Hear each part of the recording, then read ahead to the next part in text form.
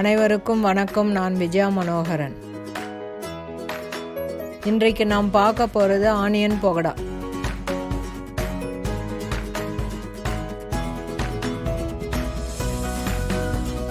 Cut பண்ணி வச்ச 4 வெங்காயத்தை சேர்த்துக்கோங்க. கருவேப்பிலை சிறிதளவு, பச்சை மிளகா 3, அரிசி மாவு 4 டீஸ்பூன், அரை டீஸ்பூன் சோம்பு, 7 பல் பூண்டு ஒன்றா சேர்த்து இடிச்சுக்கோங்க. கடலை மாவு 200 கிராம், உப்பு தேவையான அளவு, 1/4 டீஸ்பூன் சோடா மாவு, நெய் 3 டீஸ்பூன் சேர்த்துக்கோங்க. இப்போ எல்லாம் ஒன்றா சேர்த்து மிக்ஸ் பண்ண ஆரம்பிங்க. இந்த மாவு வெங்காயத்தோடு லேசாக பிசையணும், டைட்டாக பிசையக்கூடாது. இந்த மாவும் வெங்காயமும் ஒன்றும் பாதியமாக பிசைஞ்சிக்கோங்க. ரொம்ப ட்ரையாக இருந்தால் கொஞ்சம் தண்ணி லேசாக தெளிச்சுக்கோங்க. இதில் தண்ணி அதிகமாக சேர்த்துக்கக்கூடாது. தண்ணி அதிகமாக சேர்த்துட்டிங்கன்னா இது போண்டா மாதிரி ஆகிடும். அதனால் தண்ணியை லைட்டாக தெளிக்கணும். இப்போ பகோடா போட மாவு ரெடி ஆயிடுச்சு. ஒரு கடாயில் 250 ml எண்ணெய் விடுங்க.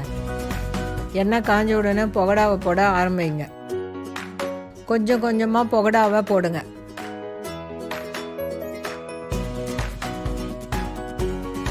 கொஞ்சம் ப்ரௌன் ஆனதுமே திருப்பி போடுங்க. இந்த ஆனியன் பகோடா பண்ணுறதுக்கு ரொம்ப ஈஸிங்க. நீங்கள் எல்லாம் ரெடி பண்ணி வச்சுட்டிங்கன்னா 10 நிமிஷத்தில் பண்ணி முடிச்சிடலாம். இப்போ பகோடா நல்லா வெந்துடுச்சு. ஒன்று ஒன்றா எடுக்க ஆரம்பிங்க.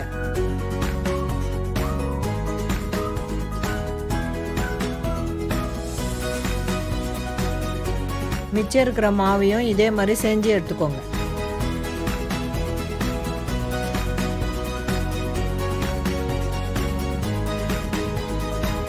இப்போ ஆனியன் பகோடா ரெடி ஆயிடுச்சு. இதை நீங்கள் வீட்டில் ட்ரை பண்ணி பாருங்கள், உங்களுக்கு ரொம்ப பிடிக்கும். இந்த பகோடா புளி சாதத்துக்கும் லெமன் ரைஸ்க்கும் ரொம்ப நல்லாயிருக்கும். இது சாயங்காலத்தில் பசங்களுக்கு நீங்கள் செஞ்சு கொடுக்கலாம்.